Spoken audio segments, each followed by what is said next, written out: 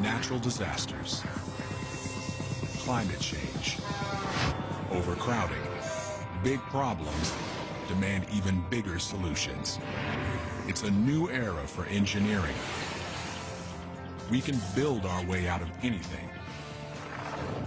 To save New Orleans from deadly floods, the world's first floating city, this is mega engineering.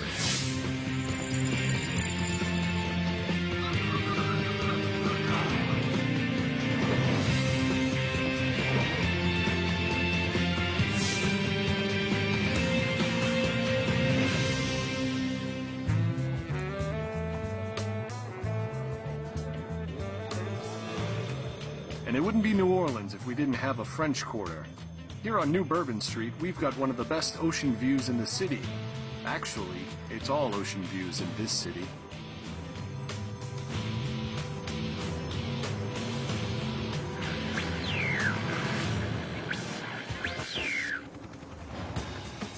Engineering the future of New Orleans means tackling the city's troubles today.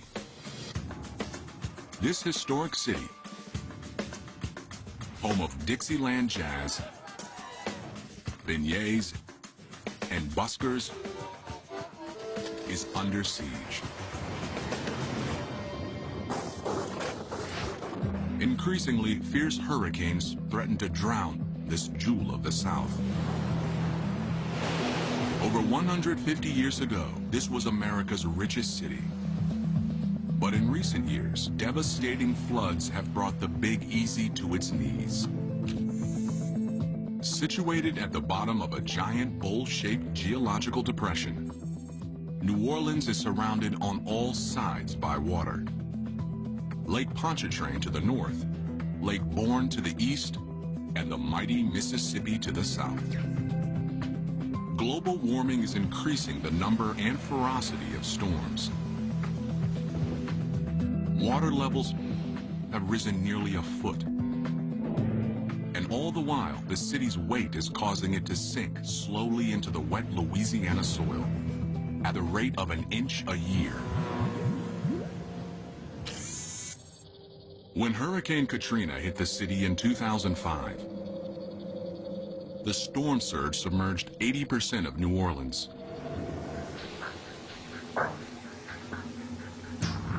200,000 people were left homeless, and 1,500 people lost their lives. The price tag for the damage was over $80 billion.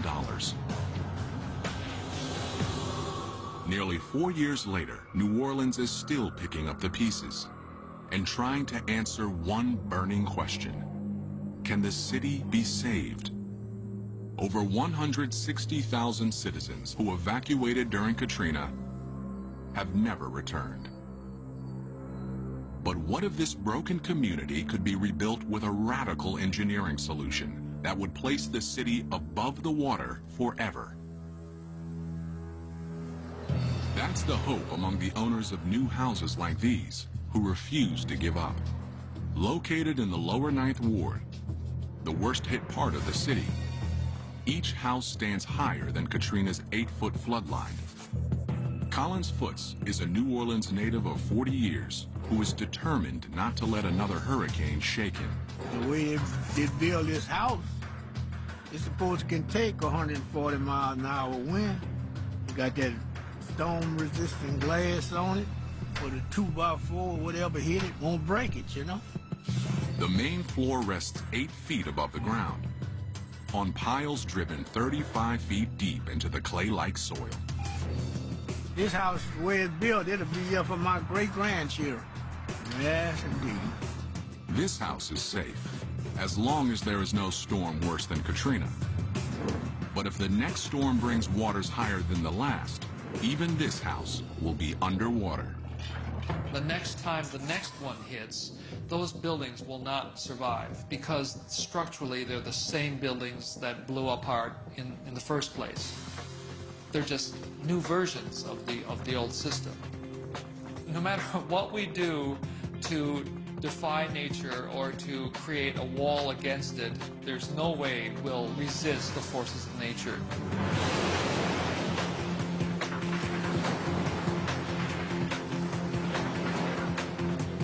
So rather than fight the inevitable, some engineers are proposing an audacious new plan.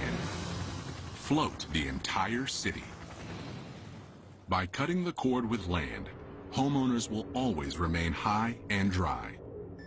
And there are financial advantages.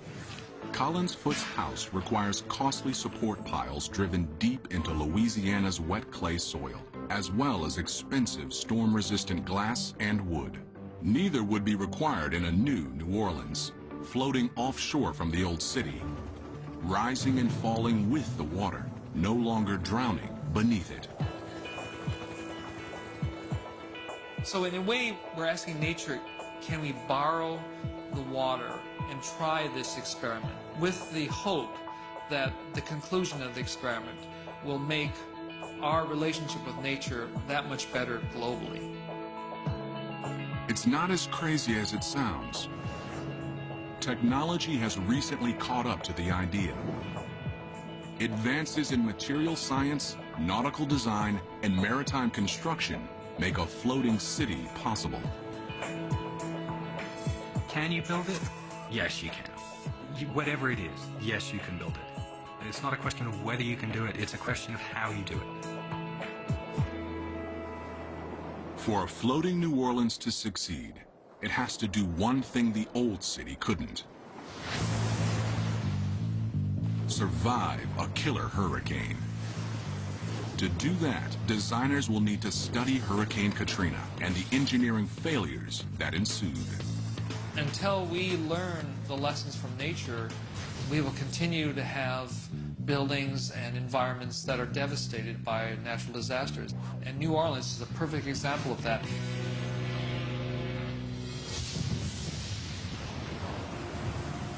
For many, Hurricane Katrina is a lesson in the unpredictable violence of Mother Nature. The storm's beginnings showed few signs of a fury to come.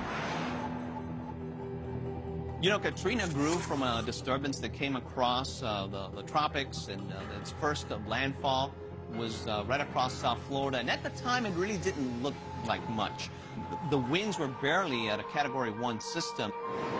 But as Katrina blew past Florida, the storm suddenly took a turn for the worse.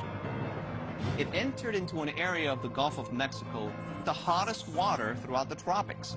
So here was an incredible energy source for this system to absorb. And it did. And it grew. And it grew into a major system.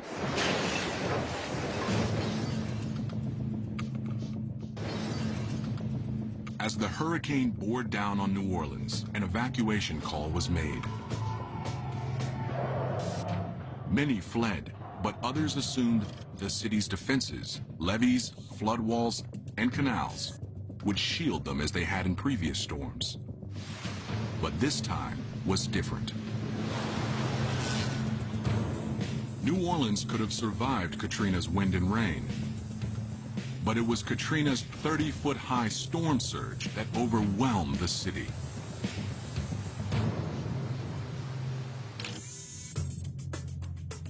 As Hurricane Katrina made landfall on the morning of August 29, 2005, excess water from nearby Lake Borgne surged into the industrial canal that borders the lower Ninth, quickly overtopping the flood walls.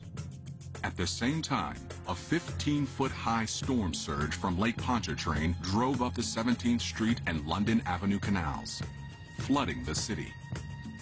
Altogether, 83 of New Orleans' levees failed. You can engineer to withstand a certain amount of wind speed or wind force.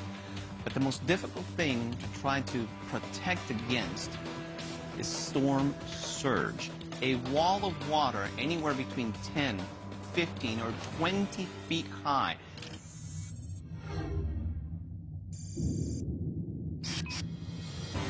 Oh, it was devastated after the storm, man. You couldn't even get in here. Never seen nothing like it. My house, it was pushed off the blocks, but it didn't tear them up. And the rest of them was gone. You didn't know what wasn't what, you know? Hope I don't have to go through nothing like that no more. Experts say a floating New Orleans would be the most effective way to neutralize the threat of storm surges. But engineering a floating city would be a daunting undertaking. The first critical problem is making the city float. The city's base must be designed to be both flexible enough to withstand turbulent waves and stable enough to support hundreds of buildings and hundreds of thousands of people. The city could initially be anchored near shore to tap into the resources of the old New Orleans. But the threat of storms and the lure of fertile fishing grounds could necessitate leaving the land behind altogether and floating out into the open sea, where it would need independent infrastructure to produce power, food, and water, and robust defenses to protect its people. It's going to be a long and complex process to go from what we have on the ocean right now, boats and ships, to a whole civilization out there, to multiple cities. I want to build something that's like America was at the beginning of the 20th century, where the best and the brightest and the hardest working people from all over the world say, I know if I can go here and work hard, I can make a new life for myself. And to do that, we have to bring the costs way, way down. We have to do clever engineering to take this harsh environment and make it so that people can live there. We must think a lot about modes of failure in order to avoid them. Clearly, if you're in the middle of the ocean and something breaks, you're in deep trouble. You can't just pull over at the next gas station and have some guy come out and fix it. You know, you might be 1,000 miles from the nearest gas station. The stakes are sky high. New Orleans cries out for a solution big enough to meet its problems. What's the logical starting point in engineering the world's first floating city? Cargo ships. The biggest vessels roving the world's oceans today. The cargo ship fleet hauls more than 2 billion tons of cargo a year. These ships are capable of shouldering more weight than any other waterborne vessel. And they've got a lot to teach the engineers of a floating New Orleans. Here at NASSCO Shipyard in San Diego, this 300,000-gallon supertanker is just a few months from completion. But tight deadlines are no problem, because a revolutionary new construction process makes it faster than ever to build these massive ships. Instead of building piece by piece, this ship is being constructed out of huge modules called grand blocks. This shipyard is possibly the world's biggest assembly line, with specialized teams working in parallel on multiple grand blocks, pre-outfitting them with plumbing, electric, and ventilation, producing house-sized sections that can be lifted and slotted into place. Modular building is the fastest way to go, and has led to an explosion in the epic size of cargo ships. The largest have lengths of over 1/4 mile and a carrying capacity of 156,000 metric tons. It seems amazing that a supertanker can ever keep afloat. But surprisingly, the key is the cargo ship's massive bulk. To carry so much weight, the ship must distribute it over as large an area as possible. In contrast, smaller boats don't carry heavy loads, so they require much less surface area on their undersides to stay afloat. But they pay a price for their small size in another area: lack of stability. Anybody who spent 5 minutes in a canoe with a paddle in one hand and a beer in another will work out really quickly what the effects of not enough stability is. The slightest shift in balance on a small boat can be enough to tip it over. But the massive size of long, wide cargo ships makes them super stable. If you've got, something that's 10 meters wide and 10 meters long and 0.1 of a meter deep, then your buoyancy is arranged over a huge area. So you can have all kinds of people running around on the top of it, and it's not going to make much difference in global terms to where the weight is, the center of gravity, because it's spread over a big area. That's key for a floating New Orleans, where the regular traffic of residents and constant new construction in the growing city would dramatically shift weight loads topside. If you have a long, wide structure, you can move your center of gravity around a lot without compromising the stability of your structure. The city's platform could be built from grand block-sized chunks, then assembled into a single massive structure. At NASCO, it's this intricate choreography of assembly that's the real art in the process. That's because grand blocks don't have a standard size and shape. In effect, each block is a uniquely shaped puzzle piece. Putting them all together takes dozens of shipbuilders. And these two 300-ton cranes. Around the shipyard, they're known as the Sumos. Hank Howe is the man who tells them what to do. My name is Hank Howe, and I'm the superintendent of rigging here at National Steel and Shipbuilding. I run all the cranes and I'm responsible for all the major block movements. Today, Hank is preparing for a critical lift, picking up and dropping this diesel engine into a 20 by 30-foot hole in the ship's stern. It's the heart of the entire ship, but only 8 ropes are needed to lift it. They're made from Kevlar, the same material used in bulletproof vests. Each rope can hold 50 tons. Hey, good morning. We've taken the stands off, so the weight should drop a little bit. So it'll be somewhere in the 260 to 275 range.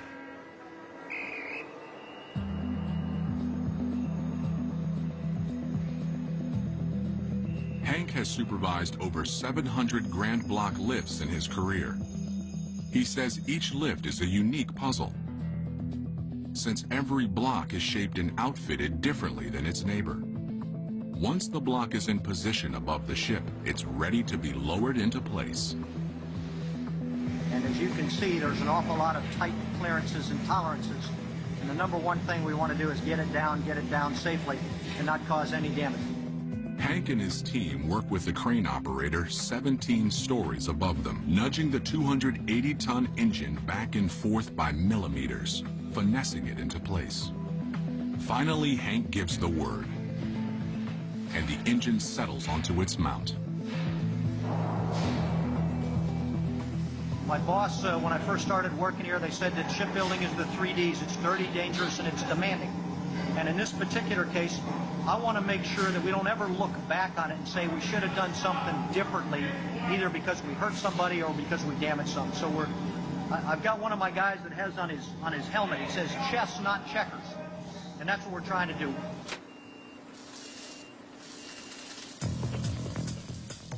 NASCO has the art of shipbuilding down to a science. They produce more big ships every year than any other shipyard in the U.S., and a floating New Orleans could easily adopt their modular construction method. But while cargo ships would inform the platform design of the city, there would have to be significant differences. Building a ship large enough to support an entire city would require too much steel. Its hull would extend 300 feet underwater, and the city ship would be bigger than the 3 largest shipyards in the world combined. But the biggest problem facing a massive city ship is that violent ocean turbulence would attack it from all sides, putting unsurvivable stress on the structure. The number one engineering challenge is waves. Waves are big, they're unpredictable, they have tons of energy in them. Wave action in the ocean is not a simple matter of water coming up and down. It's moving, it's actually rotating. Waves will be coming in quite often from different directions at the same time. So what we have to do is assume worst case. So if the vessel's being supported on its extreme ends, that's one thing. But what if it's being supported on its extreme ends and it's being twisted at the same time? Teetering on its ends would put extreme stress on the middle of the ship. A wave that struck at the wrong moment and the wrong location could cause a total structural failure to a city built like a cargo ship. Structurally, it's not a very good solution to your problem. It might be a beautiful solution in terms of buoyancy and in terms of stability, but structurally you're asking for trouble. So modeling the city on a cargo ship isn't the answer. For a floating city to succeed, engineers must build it both big enough to remain stable but flexible enough to survive the role of chaotic Gulf waves. Until we learn the lessons from nature, we will continue to have buildings and environments that are devastated by natural disasters. We just have to admit that we were wrong and nature is right. And we'd better hurry up and study nature before it's too late. And what is nature's answer to the floating platform problem? Living islands of vegetation, floating freely on the surface of lakes, absurdly strong and very flexible. Instead of being rigid like a giant floating platform, you're more like a flexible membrane. So as the ocean waves pull and twist and push, the structural system is giving away to that. It flexes with it like a living organism. Floating islands form when the root systems of water plants fuse together and detach from the muddy lake bottom. Up to 6 feet thick and with an area over 20 acres, they are found throughout the world. And here on Lake Titicaca in Peru, they have inspired man-made plant platforms capable of supporting villages of 2,000 people. These islands point the way for a floating New Orleans. Not a single rigid structure, but hundreds of small interlocking platforms joined to form a massive superstructure, big enough to stay stable, but flexible enough to roll with the water.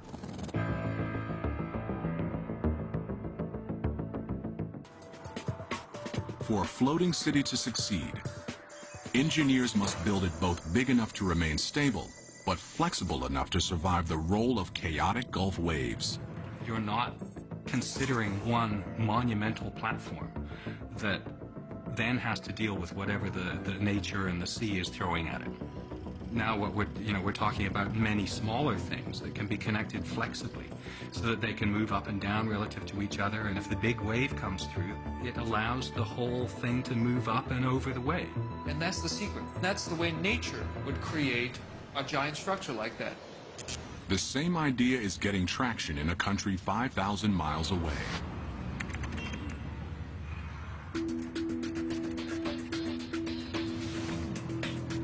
Like New Orleans, the Netherlands has battled the sea for centuries.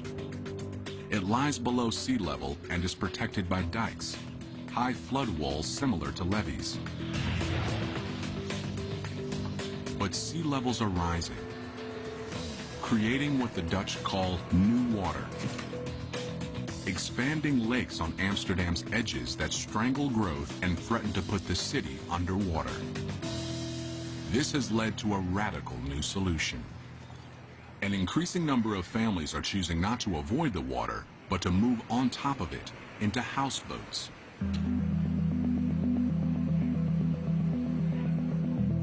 It's the only way to guarantee that your house will stay above water, and a cheap alternative in a city where new water is making land more and more expensive.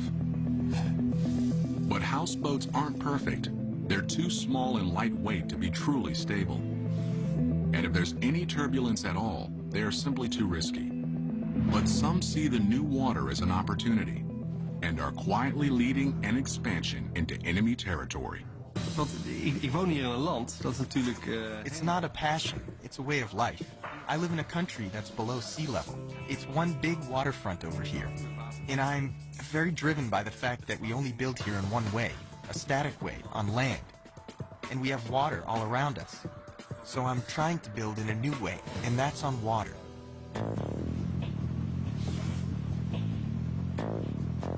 This is Cohn's shot across the bow in the floating city revolution. A two-story house where the first floor actually sits below the waterline. It's a design never before attempted in traditional houseboats, made possible by an innovative hull design. Most houseboats have a shallow hull with a high center of gravity, an inherently unstable design. But Cohn's house utilizes a deep hull that dramatically lowers the center of gravity.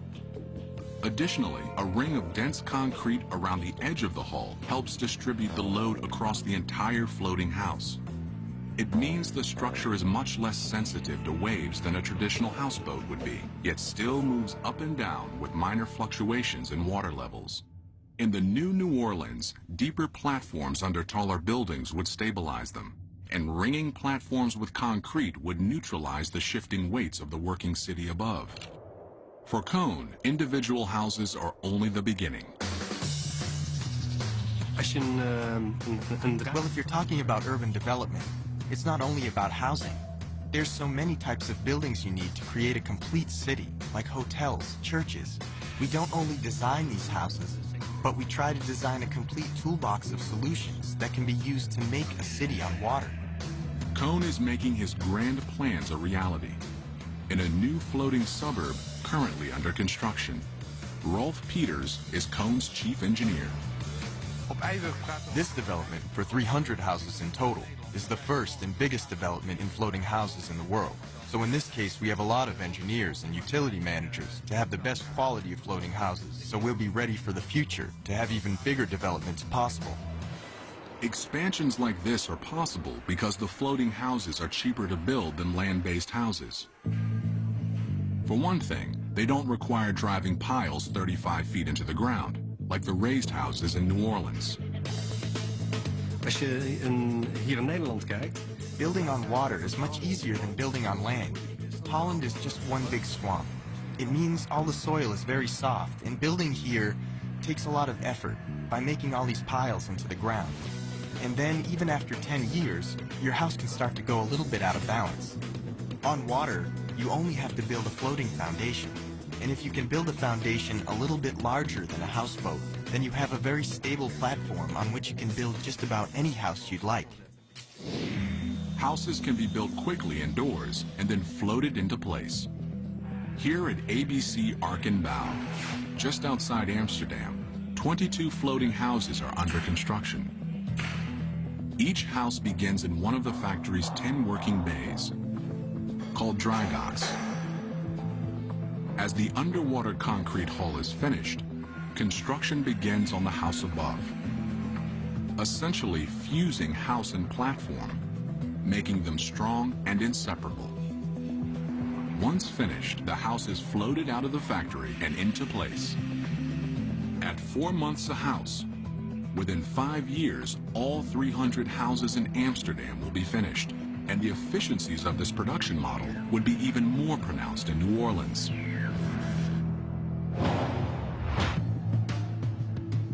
Thousands of buildings could be built in just a few years in a land-based factory, then floated out to the city and connected to each other.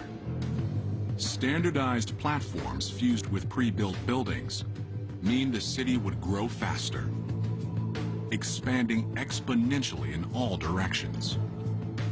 And residents would be able to move into their ready-made floating homes immediately. After disasters, as we've seen after Katrina, people are more willing to accept new technology. These things will only be accepted after a big disaster. A floating New Orleans just offshore is within reach, but engineers want to go further and cut the cord from land entirely. That means finding a self-sustaining way to provide food, water, and electricity to the city's 300,000 people. No easy task, but not impossible. Since it floats, it could be possible for the entire city to change location at will. But while a mobile New Orleans presents new opportunities, it also presents sustainability challenges. Near land, New Orleans would be able to tap into the utility grid of the old city. But once unplugged from shore and on the move, the city would have to be able to draw its resources from the ocean. At the beginning, we're going to need to build things on land, import a lot of things from land. As the economies grow, as the cities get bigger and bigger, they can be more and more self-sufficient, more and more self-developing. The seeds of a truly self-sufficient floating city exist today on cruise ships. They have the job of keeping passengers cool, fed, and hydrated 24 hours a day in the middle of the ocean for a week at a time. The key to surviving comfortably in the middle of the ocean is power. Power drives every system on a cruise ship, from water supply to waste disposal. These diesel engines are the ship's power plant. They drive electrical generators that produce 11,500 kilowatts apiece each day. The power is split between two separate systems. 2/3 go to the ship's propulsion system, called azipods, and the rest is used to power all the other systems on the ship. New Orleans could produce and distribute energy the same way. Engines could power generators, pumping electricity into a power grid embedded in the floating platforms. But such a system would need to be 100 times larger. And it would need fuel, a lot of it. A cruise ship needs 300,000 gallons of diesel fuel a day. A floating city with a population of 300,000 and significantly more infrastructure would need 1,000 times as much. Burning this much diesel fuel would result in an environmental disaster. Instead, the new New Orleans could power its generators with alternative fuels. Wind turbines have the same energy output as a ship's diesel engines. Solar panels could feed additional energy into the power grid. But the greatest source of power available to a floating city would be the ocean itself. It's a method of generating power called ocean thermal energy conversion. The basic idea is that the water temperatures of the ocean vary quite a bit from the warm surface to the very, very cold depths. And that temperature differential can be translated into electrical energy. The principle is the same as that in heat pumps found in refrigerators and air conditioners. A thermodynamic engine is placed between a high and a low temperature reservoir. Heat generates steam that flows from one reservoir to another, turning a low-pressure turbine and generating power. By drawing energy from the ocean, the city would have an infinite fuel supply, and that would be critical to meeting another constant need for residents: water. Humans need 3 liters of water a day to survive, but the water in the ocean is undrinkable. Consuming ocean water floods the body with salt, causing human cells to dehydrate. Seizures, unconsciousness, kidney failure, and brain damage soon follow. This cruise ship runs the ocean water through an engineering gauntlet, essentially stripping out the salt. 260,000 gallons of water are sucked into the ship each day and piped into the desalinization tank.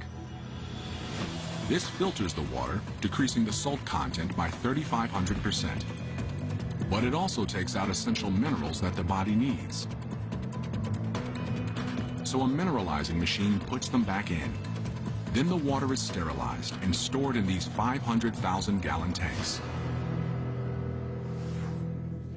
The floating city could make its water the same way. But the infrastructure would need to be scaled up by 100-fold to process nearly 30 million gallons of water a day. But while a cruise ship can turn salt water into drinking water, salt water is useless for agriculture. A cruise ship is completely dependent on land for food. A week-long voyage requires 770 tons of it, including 51,000 pounds of beef, 106,000 pounds of chicken, and 115,000 heads of lettuce.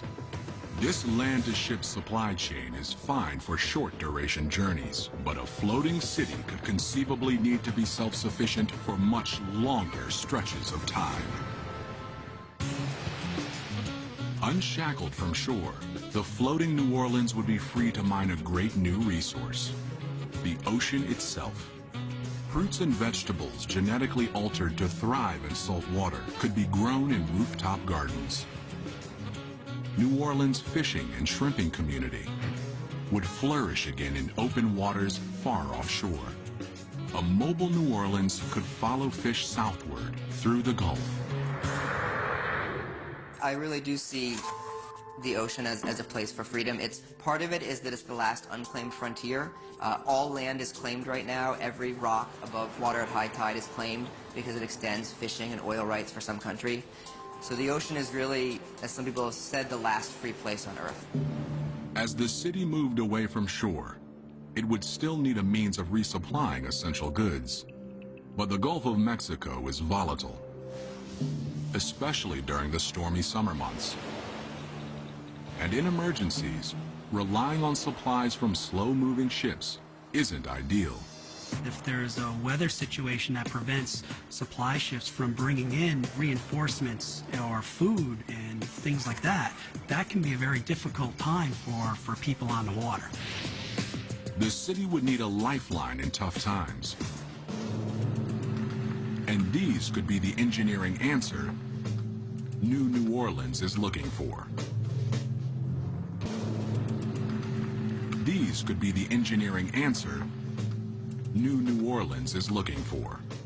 They're called unmanned surface vessels, or USVs for short. The high seas are lawless. New Orleans would need robust defenses to counter the greatest man-made threat on the ocean today: pirates. A floating New Orleans would be an all-too-attractive target. As a first layer of defense, unmanned surface vessels would be the floating city's guard dog. In a floating city concept, the unmanned surface vehicle offers the ability to put humans out of harm's way and provide a capability to know where the threat is and execute against that threat. The fleet of USVs equipped with sonar would be able to type and track every craft in their vicinity and share information to patrol the waters around Navy ships. The USVs could repulse threats safely, miles away from the city. Today's threats that are emerging are faster, stronger, quicker, and these unmanned surface vehicles are geared to respond rapidly to those threats. But New Orleans won't have conquered all its demons until it passes a final test. Hurricane season.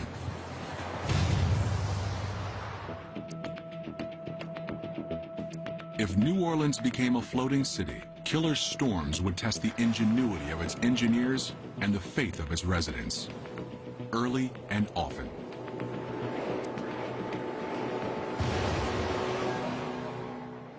Imagine fishing season has led the floating city 300 miles from shore, and thousands of late summer tourists have flooded the French Quarter. 2,000 miles away, a tropical depression is forming off the coast of South America. It's assigned a name: Lolita. Hurricane season has finally begun.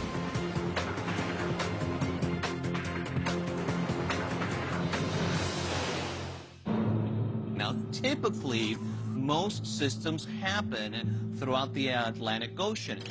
And then the Bermuda High pushes these systems through the Atlantic Ocean and then into the Caribbean and the eastern U.S. From June through September, the region averages over 10 storms. It's Phil Farrell's job to keep a close eye on the skies. As a meteorologist in Miami, Florida, he's forecast storms like Hurricane Andrew, which did $27 billion of damage in 1992, and Hurricane Katrina, which dumped 1.5 feet of rain on southern Florida on its way to New Orleans. Unfortunately, storms these days are getting worse and worse. That's because global warming is raising water temperatures in the Atlantic, and warm water is fuel for hurricanes. It's bad news for a floating city. Since the 60s, the water temperature in the Gulf of Mexico has gone up 1/10 degree. That may not sound like much, but if it continues to warm up, that's just extra energy for hurricanes to use to grow bigger and stronger. Fueled by summer heat, Lolita's loose cluster of thunderstorms swirls faster and faster. Tropical Storm Lolita is picking up steam in the Atlantic. We're going to keep an eye on this one, keep you updated as the situation changes.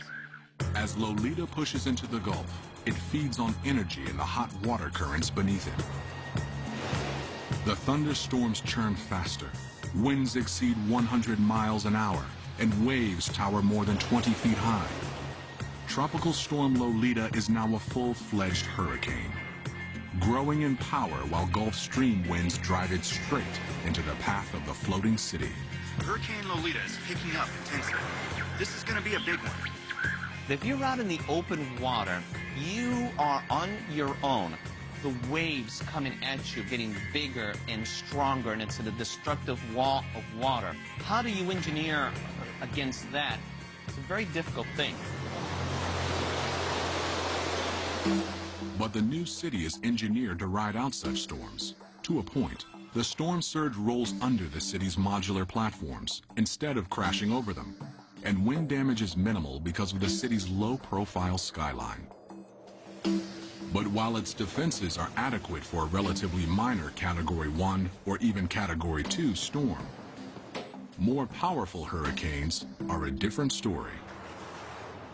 On the ocean, storms can shift gears without warning. The intensity of a storm can change dramatically in a matter of hours, and that's the real danger with these systems. You can prepare for their arrival, it's just very difficult to prepare for their fury. In the old New Orleans, citizens handled hurricanes by fleeing. Mandatory evacuations during Katrina saved many, but not all. Floating city planners aren't willing to take their chances this time. There's no reason to meet one of these monsters head-on, because you're always going to lose. No matter how well designed you think it is, no matter how strong you think the structure is, get out of the way. Winds are picking up to 140 miles an hour. The storm surge looks like it could be extremely dangerous. We could be staring another Katrina in the face.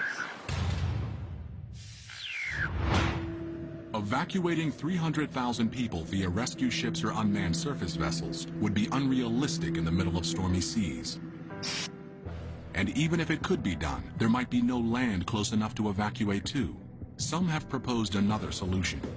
Instead of evacuating people, the entire city could be designed to get out of harm's way.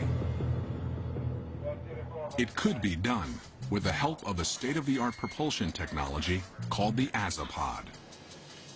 The Azipod is a combination propeller and rudder, capable of driving a ship in any direction and turning on a dime.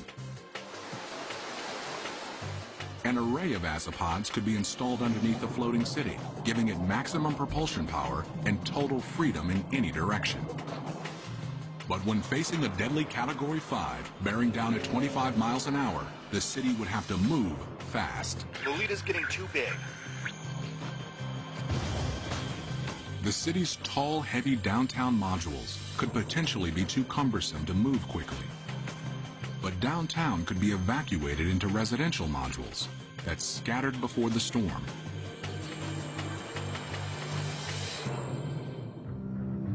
And could regroup miles away in calm waters.